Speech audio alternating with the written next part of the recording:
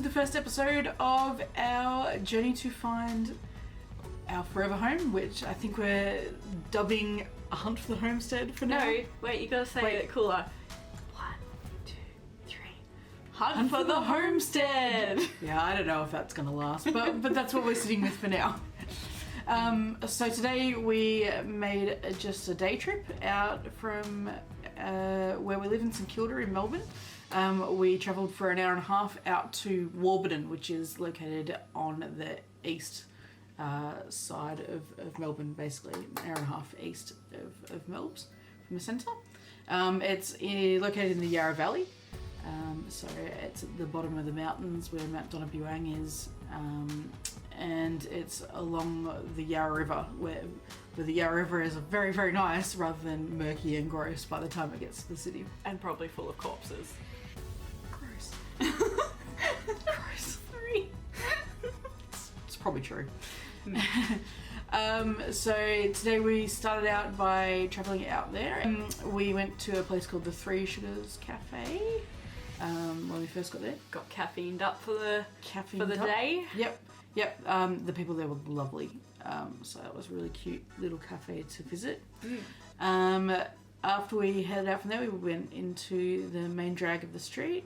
I went and checked out the water wheel where the tourist information centre was, while you went looking at clothes. I looked in all of the op shops and the cool vintage shops, so that was definitely my jam. Yeah. I'm not going looking at no water wheels. The water wheel was awesome.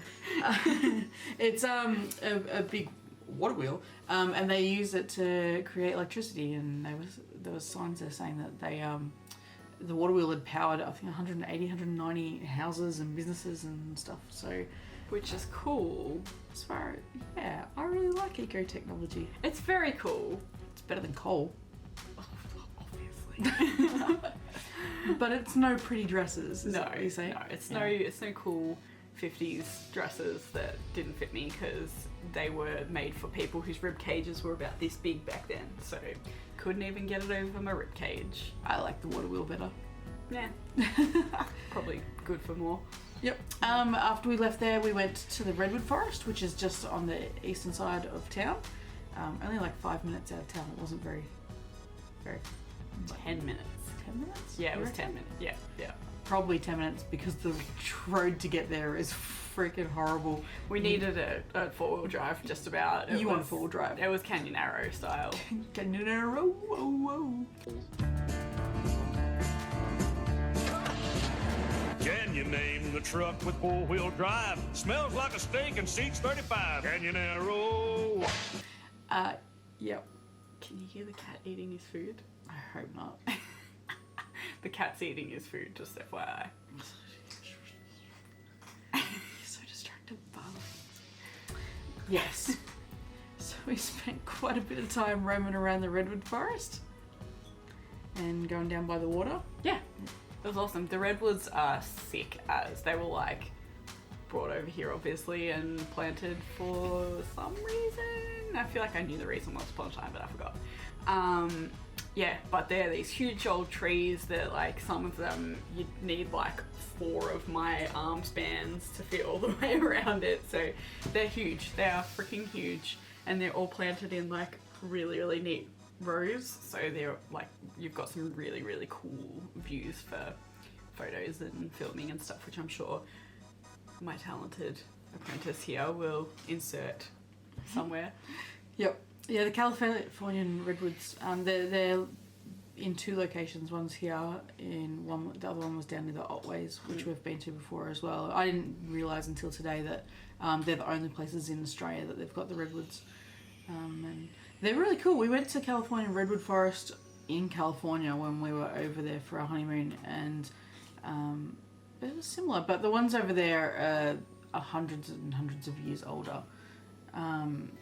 So they look a little bit different because they're a bit more established, but these ones are still generations old now, I think. So they were really cool.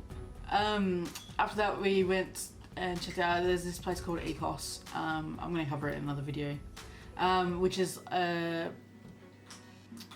village, I guess, but I'm going to cover that in another video because it was closed today, so we didn't get to go see it very well. They said it was open, but it wasn't.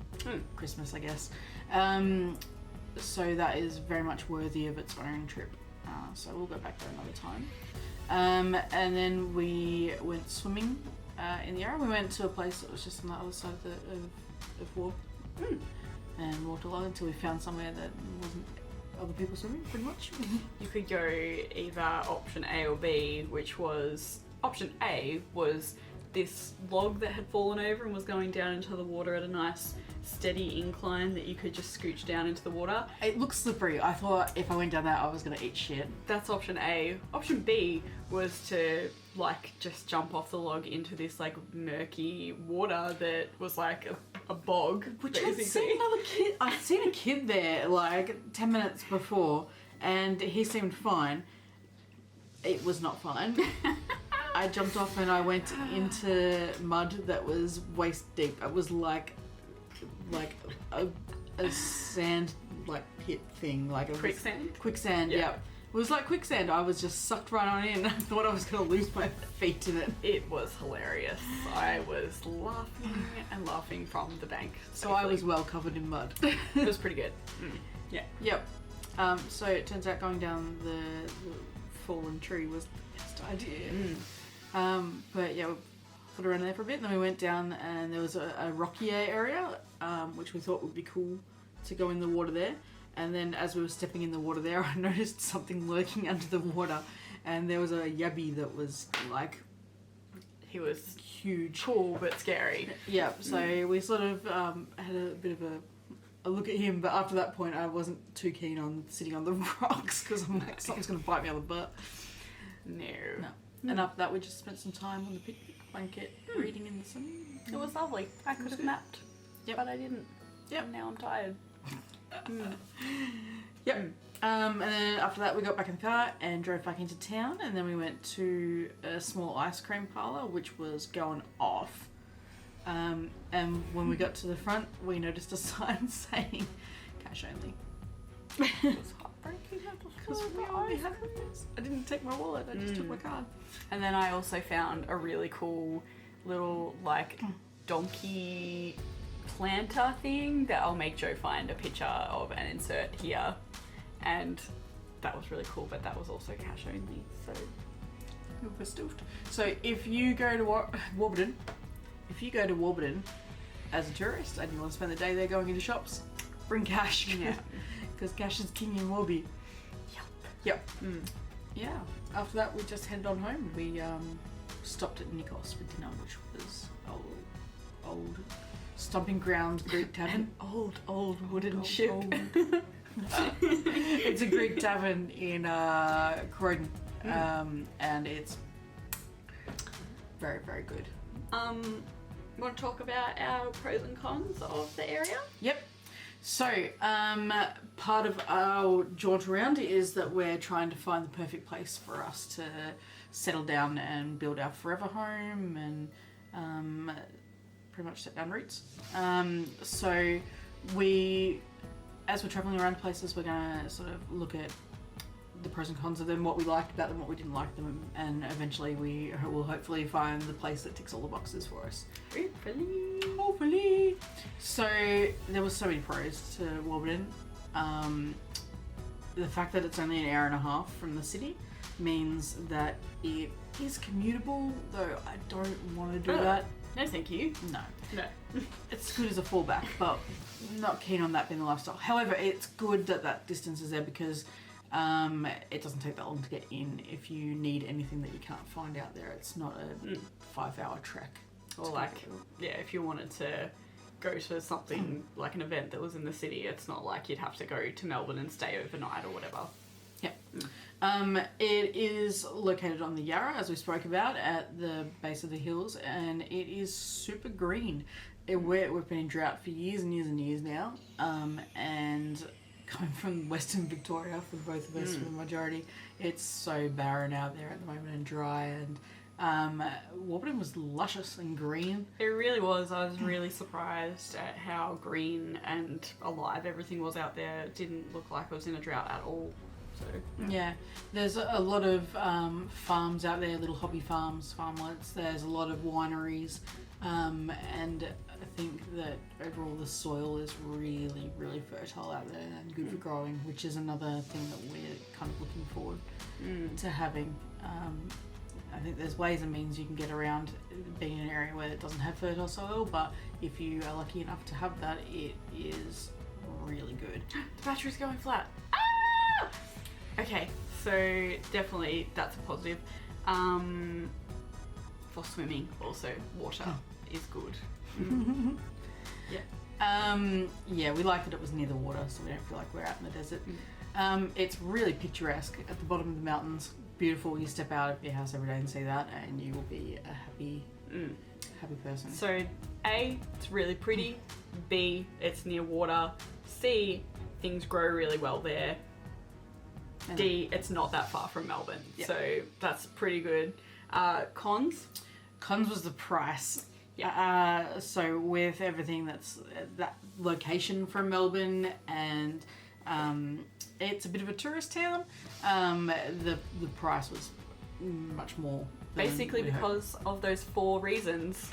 It's really freaking expensive. The reasons as well. we love it are the reasons it's expensive. Why does everyone else love it so much? I don't know, I just wish they'd go. Jerks. Just give us your house. So yeah, price was the main one. And the other one was, because it is a touristy town, it can get super busy along the main drag there. It's not that bad outside, but... No, so it obviously does get highly visited, and yeah, like obviously tourism is essential for it to like run, but yeah, it's super busy in peak times, so that's probably the only 2 real cons about it. So yeah, definitely amazing. I think learning from this one that we really, really like that area of the world, and I think that we'll spend some time looking on the outskirts of that area just to see if we can find somewhere that's similar but cheaper, which will probably be a little bit further away from the city. Yep. Yeah, but that's it. Part 1. Done. Where are we off to next? We've got some ideas, but we'll wait and see. Do we? News to me. We do. We were talking about it earlier, and you've said you want to visit. Oh yeah. Is it a secret? Only if you don't want to commit to going there just yet. Don't like commitment. We'll keep that as a surprise. Keep it under our hats. But we do have quite a few areas, but one in particular that's probably the next one off the bat. It's also really expensive. It's pretty expensive too. We have expensive taste. Thanks for joining us on this first trip. I hope you enjoyed it. Also, one more thing before we part. Look at how like cute and unintentionally like pro-gay stuff we have. We're pretty super gay today. Yep. I don't know if you can see that or not, but not on purpose. It's just who we are as people. It says yay gay. Pretty good. Super gay. She's gayer. If you like the video, fuck you. I'm doing it because it works. Okay. If you liked today's episode, click the like button, comment below, and subscribe if you're keen. Thanks everybody. We'll see you next time. Bye. Bye. This just in. Joe doesn't know what a frond is.